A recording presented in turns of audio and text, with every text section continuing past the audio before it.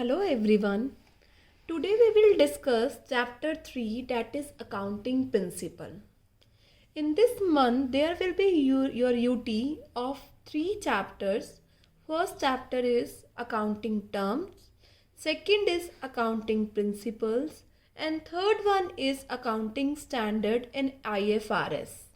ठीक है, first topic बेटा हम लोग कर चुके हैं अकाउंटिंग टर्म्स. सेकेंड टॉपिक जो यूटी में आएगा वो आज हम डिस्कस कर रहे हैं. बेटा यहीं से आप अपनी नोटबुक्स में नोटिंग स्टार्ट करेंगे और प्रॉपर तरीके से नोट्स बनाएंगे. अकाउंटिंग प्रिंसिपल्स क्या है बेटा? प्रिंसिपल्स बेटा हर चीज़ को करने के लिए कुछ रूल्स होते हैं, गाइडलाइंस होती हैं. तो वो रूल्स और गाइडलाइन अकाउंट्स के लिए भी बनी है, तो वो अकाउंटिंग प्रिंसिपल्स हो जाएंगे अकाउंट्स में. तो अकाउंटिंग प्रिंसिपल्स क्या हैं? यूनिफॉर्म सेट ऑफ रूल्स और गाइडलाइंस जो अडॉप्ट कर रहे हैं accountants universally while recording accounting transaction. बेटा कोई भी बिजनेसमैन अपने बिजनेस में ट्रांजैक्शन को रिकॉर्ड करने के लिए जो भी रूल्स या गाइडलाइंस फॉलो कर रहा है उसे क्या कहा जाता है? Accounting principle. यहाँ पर वर्ड लिखा हुआ है यूनिफॉर्म. यूनिफॉर्म का मतलब है सभी बिजनेस वही रूल्स क्या करेंगे? फॉलो करेंगे. They are the rules which are followed in giving accounting treatment to various item. Assets को कैसे ट्रीट करना है, लाइबिलिटीज़ को कैसे ट्रीट करना है, एक्सपेंस को कैसे ट्रीट करना है, इनकम को कैसे ट्रीट करना है, ये रूल्स क्या कहलाते हैं? Accounting principles. तो अकाउंटिंग प्रिंसिपल्स की क्या डेफिनेशन हुई? Accounting principle uniform set of rules हैं या गाइडलाइंस हैं जो अकाउंटेंट्स अडॉप्ट कर रहे हैं अकाउंटिंग ट्रांजैक्शन को रिकॉर्ड करने के लिए. ऑलराइट बेटा, ये जो अकाउंटिंग प्रिंसिपल्स है इसे हम और आप लोगों ने ही बनाया है, तो ये क्या है? मैन मेड है. ऑलराइट, किसी मशीन ने ये प्रिंसिपल नहीं बनाए हैं. ये प्रिंसिपल हमने अपने एक्सपीरियंस से डिराइव करे हैं. तो बच्चे ये मैन मेड प्रिंसिपल्स हैं. ऑलराइट, ये सजेशंस के बेसिस पर ही बने हैं प्रिंसिपल्स. ये प्रिंसिपल्स इसलिए बनाए गए हैं ताकि सभी लोग एक जैसा काम करें हैं, यूनिफॉर्मिटी आ जाए, अंडरस्टैंड कर सके हम अकाउंटिंग इंफॉर्मेशन को. बेटा ये फ्लेक्सिबल हैं ये अकाउंटिंग प्रिंसिपल, ये रिजिड प्रिंसिपल्स नहीं है. रिजिड का मतलब ये होता है कि जिसे हम चेंज नहीं कर सकते. ऐसा नहीं है, ये रिजिड प्रिंसिपल्स हैं. They are flexible. बिजनेस, आप जो बिजनेस करते हैं उसमें क्या प्रैक्टिसेस अडॉप्ट होती है उसके अकॉर्डिंग, गवर्नमेंट की क्या पॉलिसीज हैं, या जो लोग आपके यूजर्स हैं उनको क्या इंफॉर्मेशन चाहिए, उसके अकॉर्डिंग आप अपनी ट्रांजैक्शन को रिकॉर्ड करते वक्त इस चीज़ को चेंज कर सकते हैं. तो फ्लेक्सिबल है बच्चे ये.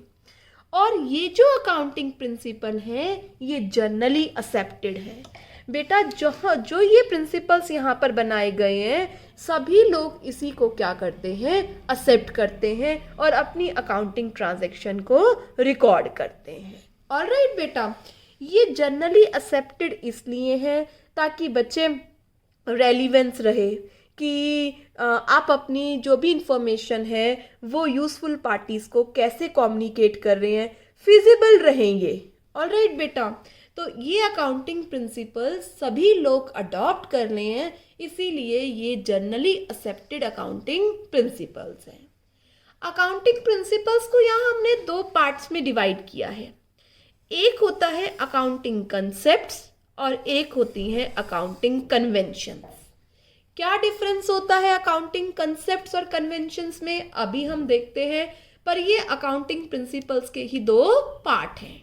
ऑलराइट बेटा, अकाउंटिंग कंसेप्ट्स हैं बेसिक अजम्पशन. बेटा कोई भी काम करने से पहले हम कुछ एज्यूम करते हैं. ऑलराइट, ये अजम्पशंस है अकाउंटिंग कंसेप्ट जिसके बेसिस पर अकाउंटिंग ऑपरेट होगी.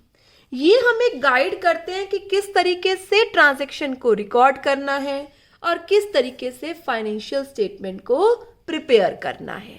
तो आप याद रखेंगे अकाउंटिंग कंसेप्ट बेसिक अजम्पशंस है।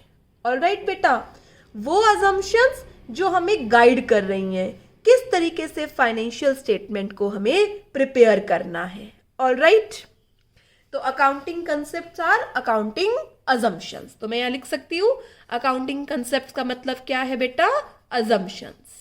ऑलराइट, अब हमारे पास अकाउंट्स में 3 बेसिक अजम्पशन है।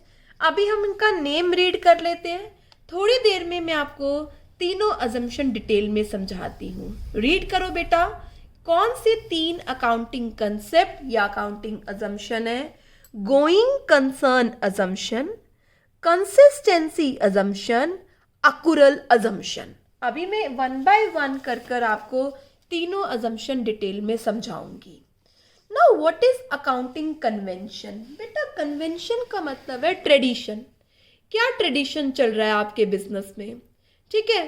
तो जो अकाउंटिंग कन्वेंशन है ना, वो उन अकाउंटिंग ट्रेडिशन या अकाउंटिंग प्रैक्टिसेस जो बिजनेसमैन फॉलो करता है उनका आउटकम है कि हम क्या फॉलो कर रहे हैं ना, वही हमने क्या बना दिया, अकाउंटिंग कन्वेंशन बना दिया। They may undergo a change with time to bring about improvement in quality of accounting information। बेटा टाइम टू टाइम हम इन अकाउंटिंग कन्वेंशन में क्या करते हैं, चेंज करते रहते हैं ताकि हमारी इंफॉर्मेशन की जो अकाउंटिंग इंफॉर्मेशन है उसको रिकॉर्ड करने की क्वालिटी क्या हो सके, इम्प्रूव हो सके। तो अकाउंटिंग कन्वेंशन का बेसिक मीनिंग ये हुआ बेटा, जो भी आपके बिजनेस में प्रैक्टिस फॉलो हो रही है, जो सभी एंटरप्राइजेस फॉलो कर रहे हैं रूल्स, उसका आउटकम क्या है, वो आउटकम ही हमने क्या बना दिया, अकाउंटिंग कन्वेंशन। तो accounting principles are divided into 2 part, one is accounting concept and one is accounting convention. Accounting concept का मतलब है मेरे बच्चे जो अजम्पशन फॉलो कर रहे हैं आप। ऑलराइट, और अकाउंटिंग कन्वेंशंस का मतलब है जो भी अब बिजनेस में प्रैक्टिस यूज हो रही है, अकाउंटिंग प्रैक्टिस यूज हो रही है, उनका आउटकम क्या है, वो हमने क्या बना दिया, अकाउंटिंग कन्वेंशन। अकाउंटिंग कन्वेंशन हमारे पास 18 नंबर है।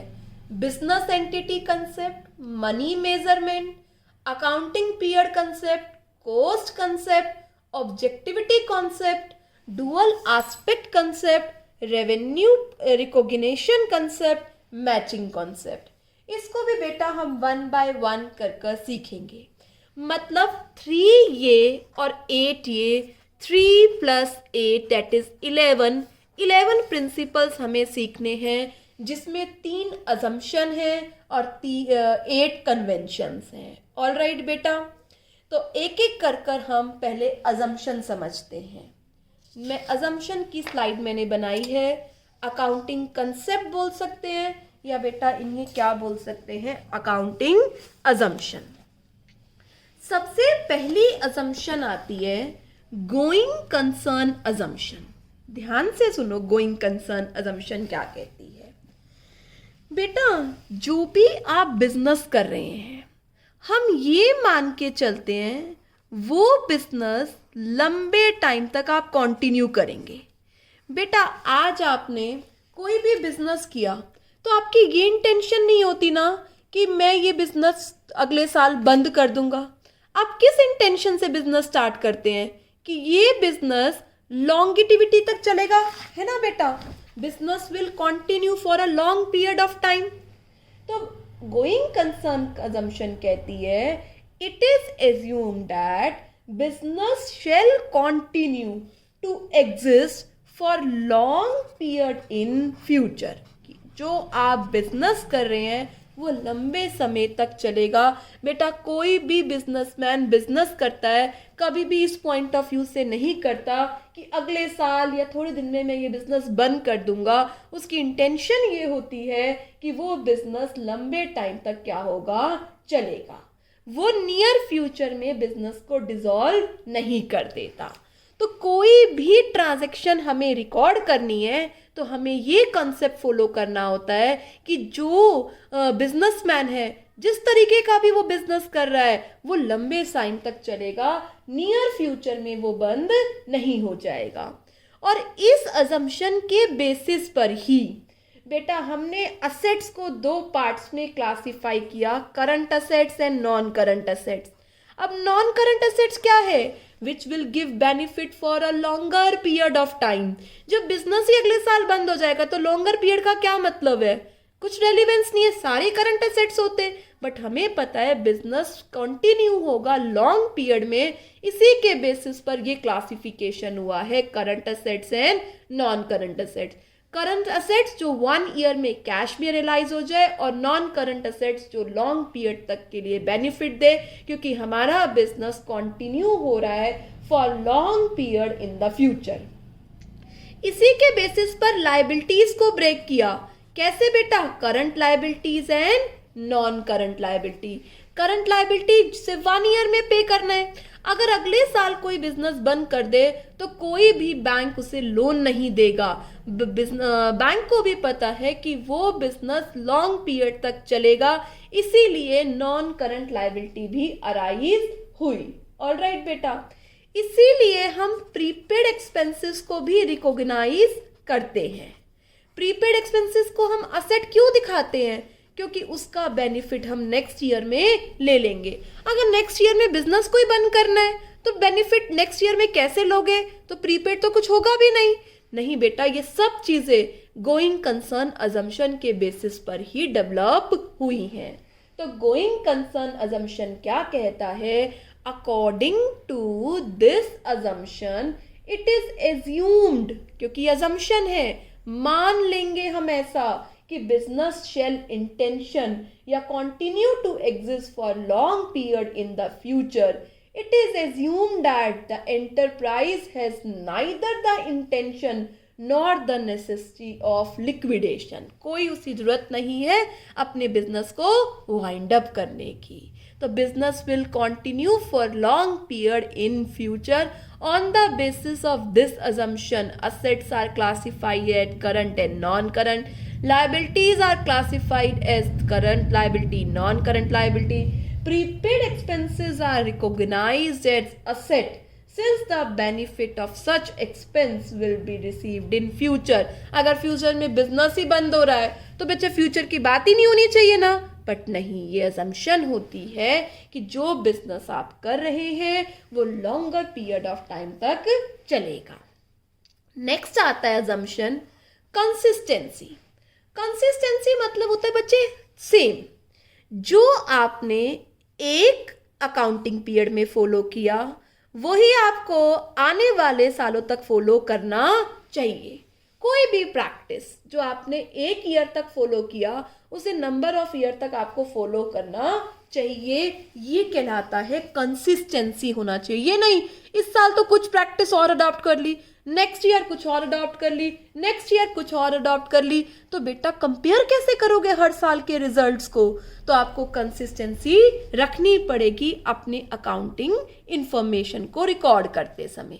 तो कंसिस्टेंसी अजम्पशन क्या कहता है?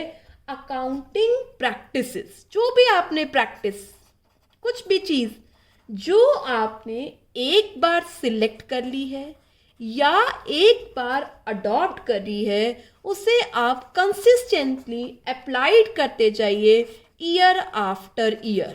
ऑलराइट बेटा, जो भी प्रैक्टिस, अभी मैं आपको एग्जांपल से समझाऊंगी, कुछ भी प्रैक्टिस जो आपने एक बार फॉलो कर ली है वो आप ईयर आफ्टर ईयर क्या करो? सेम चीज फॉलो करो। ऑलराइट बेटा, क्यों सेम चीज फॉलो करो? एक तो आपके अकाउंट्स में यूनिफॉर्मिटी आ जाएगी, दूसरा आप अपने रिजल्ट्स को क्या कर पाएंगे? कंपेयर कर पाएंगे प्रीवियस ईयर से। ऑलराइट बेटा, बट ऐसा नहीं है कि रिजिड हो जाओ बिल्कुल। मैम आपने तो कहा था फ्लेक्सिबल होते हैं ये, फिर आप सेम की बात क्यों कर रहे हो? बेटा अगर आपको लग रहा है कि मेरे बिजनेस के लिए ये चीज होनी जरूरी है तो वो चीज अडॉप्ट करो आप, पर ईयर आफ्टर ईयर वो चेंज मत करो। ईयर आफ्टर ईयर का कंपैरिजन करने के लिए आप उन चीजों को क्या रखें? सेम रखो। जैसे मैं आपको अभी एक एग्जांपल देती हूँ। हमने एक वर्ड पढ़ा था ना, डेप्रिसिएशन। क्या था गाइस डेप्रिसिएशन? असेट्स की वैल्यू में फॉल होना क्या कहलाता है? डेप्रिसिएशन। अभी आप थोड़े टाइम बाद पढ़ोगे बेटा आगे के चैप्टर्स में। दो मेथड होते हैं डेप्रिसिएशन के जो आपको रीड करने हैं। वो है एक एसएलएम, एसएलएम की फुल फॉर्म है स्ट्रेट लाइन मेथड। दूसरा क्या है? डब्ल्यूडीवी। डब्ल्यूडीवी का मतलब है return down value method. Alright बेटा, अब ऐसा नहीं है एक साल के असेट पे तो आप एसएलएम लगाओ, दूसरे साल में असेट पे आप डब्ल्यूडीवी लगाओ, तीसरे साल पे फिर एसएलएम लगाओ। नहीं बेटा, आपने जो एक प्रैक्टिस अडॉप्ट कर ली कि एसएलएम से करना है या डब्ल्यूडीवी से करना है, वही प्रैक्टिस आपको ईयर आफ्टर ईयर क्या करनी चाहिए? अडॉप्ट करनी चाहिए। क्यों अडॉप्ट करनी चाहिए? ताकि आप अपने रिजल्ट्स को क्या कर सके? कंपेयर कर सके। तो what is consistency assumption? According to consistency assumption, accounting practices once selected and adopted should be applied continuously year after year when consistency is follow। अगर consistency follow होगी तो जो रिजल्ट डिस्क्लोज करेगा फाइनेंशियल स्टेटमेंट वो uniform होंगे, compare होंगे, comparable होंगे और आपके लिए उसकी इंपॉर्टेंस बढ़ जाएगी। आप आसानी से डिसीजन ले पाओगे कि नेक्स्ट ईयर मुझे क्या करना पड़ेगा अपने प्रॉफिट्स या लॉसेस को चेंज करने के लिए। लॉसेस हैं तो मैं कैसे रिड्यूस कर सकता हूँ और प्रॉफिट्स हैं तो मैं किस तरीके से अपने बिजनेस के प्रॉफिट्स को बढ़ा सकता हूँ। ऑलराइट बेटा, और हर साल आप अपनी प्रैक्टिस चेंज करोगे बेटा तो कैसे आप कंपेयर कर पाओगे? तो आपको यूनिफॉर्मिटी और कंपैरेबिलिटी के लिए कंसिस्टेंसी अडॉप्ट करनी होगी। ऑलराइट, जैसे आप खुद ही देखो बेटा, आप एक टाइम टेबल बनाते हैं, आप उस टाइम टेबल को नेक्स्ट डे फिर चेंज कर देते हैं, फिर नेक्स्ट डे फिर चेंज कर देते हैं, तो क्या उस टाइम टेबल बनाने का कोई रेलिवेंस रहेगा? आपको कंसिस्टेंसी तो रखनी ही पड़ेगी ना, तभी आप उसके रिजल्ट्स क्या कर पाओगे? अचीव कर पाओगे। इसी तरह यहाँ पर आपको कंसिस्टेंसी रखना पड़ेगा, तभी आप कंपेयर कर पाओगे और तभी फ्यूचर में क्या ले पाओगे बच्चे? डिसीजंस ले पाओगे। ठीक है, गॉट इट। नेक्स्ट आता है अक्यूरल अजम्पशन। मैं आपको दो वर्ड का मीनिंग समझाती हूँ, वो अच्छे से समझिए। एक होता है अक्यूरल बेसिस और एक होता है कैश बेसिस। बेटा कैश बेसिस कहता है जब कैश जाए या कैश आए तभी अकाउंट्स में आप रिकॉर्ड करो। ठीक है, और अक्यूरल अजम्पशन कहती है चाहे कैश आए या ना आए, चाहे कैश जाए चाहे ना जाए, तो भी आप बुक्स ऑफ अकाउंट्स में क्या करो? रिकॉर्ड करो। तो अक्यूरल अजम्पशन कहती है एक ट्रांजैक्शन को तब ही बुक में रिकॉर्ड कर लेना चाहिए जब वो ट्रांजैक्शन हुई, ना कि जब वो ट्रांजैक्शन सेटल हुई। ऑलराइट, जैसे आपने गुड्स खरीदे क्रेडिट बेसिस पर, तो बेटा कैश तो नहीं गया, फिर भी आप उसे बुक्स ऑफ अकाउंट्स में क्या कर लो? रिकॉर्ड कर लो। ऑलराइट बेटा, जैसे आपने अभी सैलरी आपने पे नहीं करी अभी अपने स्टाफ को। ऑलराइट, फिर भी आपका खर्चा वो मार्च का है, मार्च की सैलरी आपने स्टाफ को पे नहीं करी, तो पर आप एंट्री मार्च में डालोगे। क्या एंट्री डालोगे? Salary account debit to outstanding salary. Ma'am cash तो गया नहीं, इसीलिए क्या बोल रही हूं मैं? अक्यूरल कंसेप्ट आपको फॉलो करना है। Alright, a transaction is recorded in the books of accounts at the time when it is entered into, not the time when the settlement takes place। इसी के बेसिस पर आप मेरे बच्चे क्रेडिट परचेज सेल रिकॉर्ड करते हो। इसी के बेसिस पर बच्चे आप आउटस्टैंडिंग प्रीपेड रिकॉर्ड करते हैं। ठीक है बेटा, तो जितने भी कंसेप्ट आपने पढ़े हैं क्रेडिट वाले वो आप रिकॉर्ड कर लेते हैं, चाहे कैश आया या नहीं आया, चाहे कैश गया या नहीं गया। जैसे ही ऑब्लिगेशन अराइज हो गई, ऑब्लिगेशन मतलब आपकी लायबिलिटी अराइज हो गई, तभी आप उसको बुक्स में रिकॉर्ड कर लो, चाहे कैश का ट्रांजैक्शन हुई है या नहीं। आपने खुद ही देखा, अभी हमने जर्नल पढ़ ली, तो जर्नल में हमने कैश ट्रांजैक्शन तो नहीं रिकॉर्ड करी ना।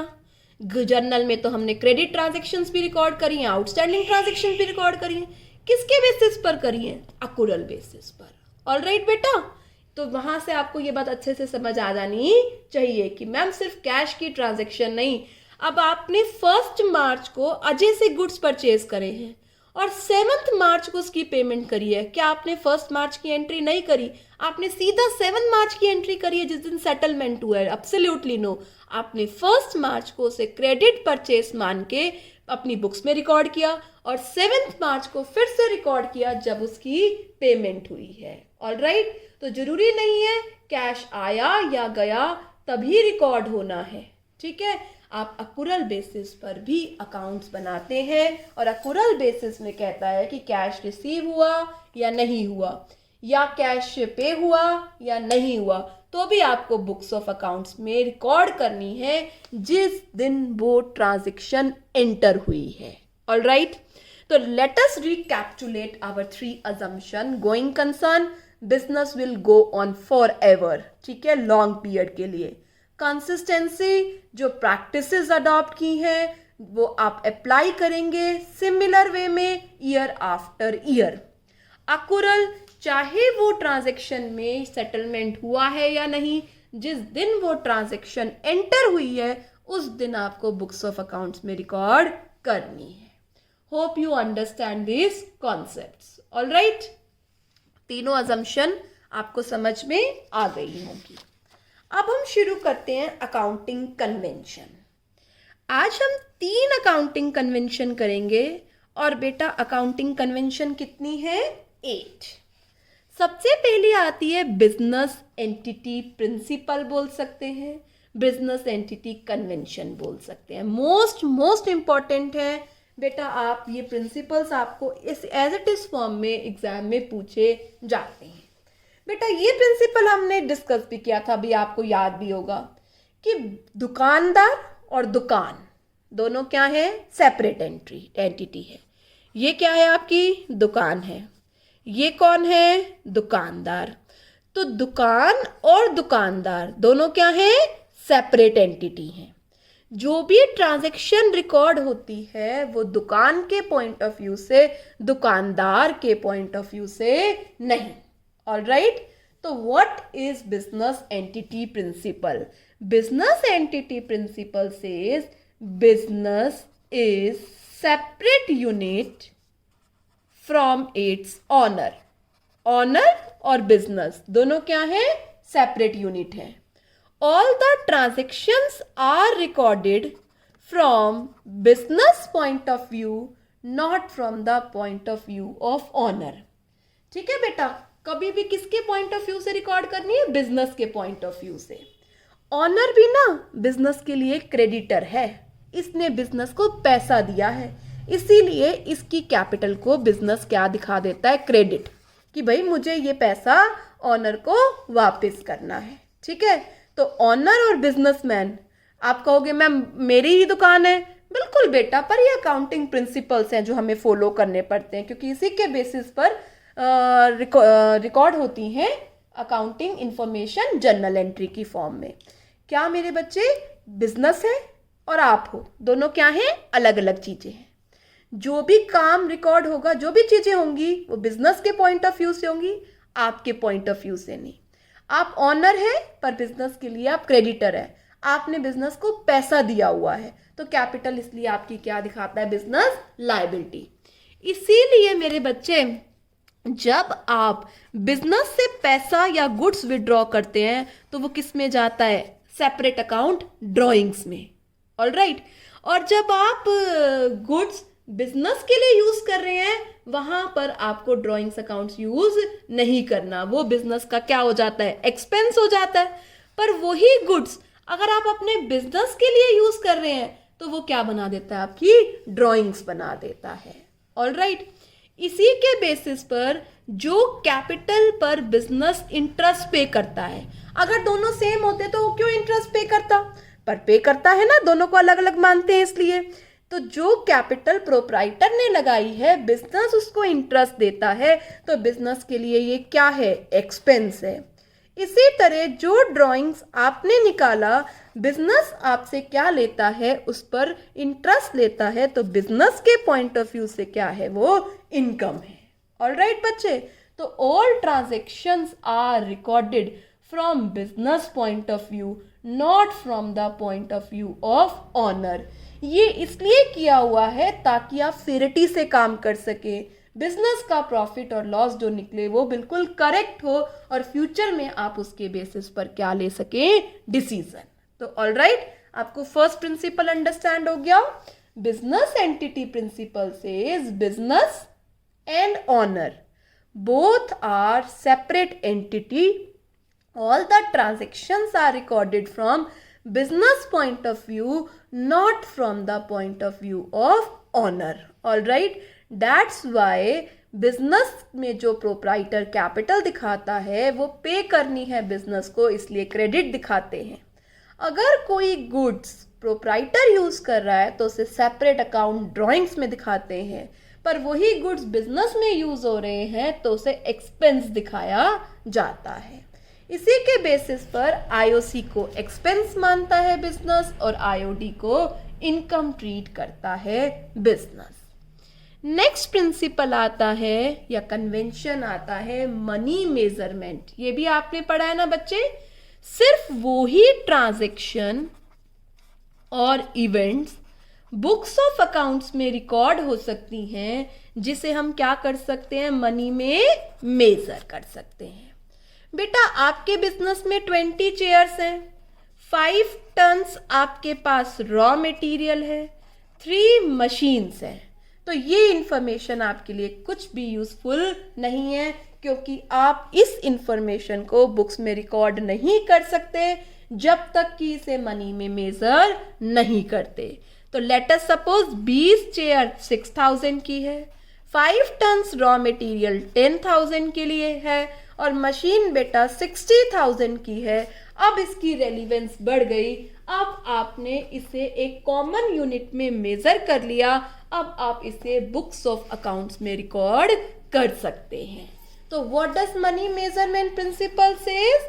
Those transaction and events will be recorded in the books of account which can be measured in the terms of money. Alright, a transaction however important for a business will be cannot be recorded unless and until it is measured in terms of money. Money measurement की कुछ drawback भी हो गई। क्या drawback हो गई बेटा? हमने एक एग्जाम्पल पढ़ा ना, लेटस क्वार्ल हो गया, किसके बीच में? प्रोडक्शन मैनेजमेंट मैनेजर के बीच में और सेल्स मैनेजर के बीच में। तो डेफिनेटली इफेक्ट पड़ेगा बिजनेस पर इस कॉल को हम रिकॉर्ड नहीं कर सकते क्योंकि ये मनी में मेजर नहीं हो सकता। ऑलराइट, तो आज अभी हम पहले यही 2 करते हैं ताकि आप अच्छे से अंडरस्टैंड कर लें। सब्सिक्वेंट वीडियो में हम अकाउंटिंग पीरियड प्रिंसिपल पढ़ेंगे। Business entity principle, business and owner both are separate entity.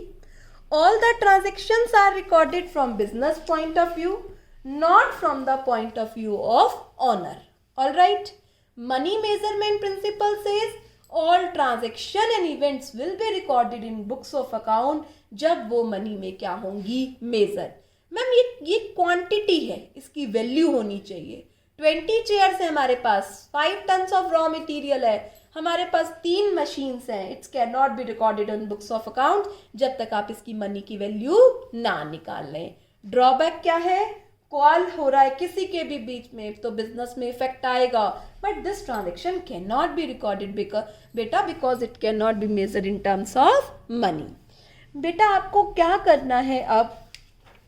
आप accounting principles, features, accounting concept और कन्वेंशन की डेफिनेशन तो इन स्लाइड में से कॉपी करेंगे। जहां पर मैंने आपको अकाउंटिंग कंसेप्ट, अजम्पशन समझाना शुरू किया है, ये प्रिंसिपल्स आप मेरी वीडियो सुनेंगे और मैं आपको इसका नोट्स बनाकर दूंगी, वो आप अपनी नोटबुक में नोटिंग करेंगे कि आपको ये प्रिंसिपल लिखना कैसे है। अंडरस्टैंड आपको हो जाना चाहिए बेटा वीडियो से। तो ये 5 मैं आपको सेंड करूंगी आज, जो आपको अपनी नोटबुक में उन दोनों स्लाइड्स के साथ लिखना है। तो देखो, सबसे पहले आप अकाउंटिंग प्रिंसिपल वाली स्लाइड लिखेंगे। ऑलराइट, फिर अकाउंटिंग कंसेप्ट और अकाउंटिंग कन्वेंशंस क्या होते हैं, ये पूरी स्लाइड इसमें से लिखेंगे।